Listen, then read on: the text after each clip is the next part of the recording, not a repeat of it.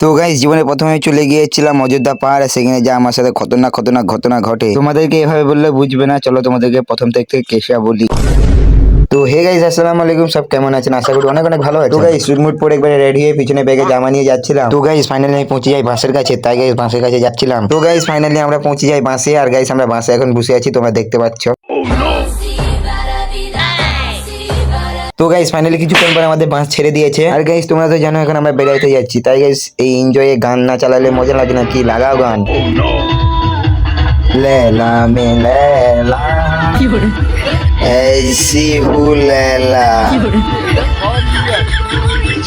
তো যাই গাইস একবার এনজয় করে গাইস এখন বাজে 1:20, তাই গাইস আমরা সবাই রেবে গিয়েছিলাম চা খেতে। আজ আমি বেশি না বকে চাটা খেয়ে নেই। ওয়াও ভেরি নাইস, সেই স্বাদ।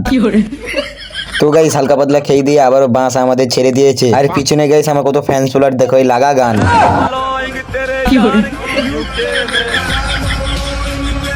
তো গাইস তারপরে আমাদের সাথে কি ঘটলো যা দেখতে চাইলে চ্যানেলটাকে সাবস্ক্রাইব বা ফলো করে রাখো, খুব শীঘ্রই দ্বিতীয় পার্ট আসতে চলেছে। আর হ্যাঁ গাইস চ্যানেলটাকে অবশ্যই সাবস্ক্রাইব করে রাখো, কারণ পার্ট 2 আলো ভালো হতে চলেছে।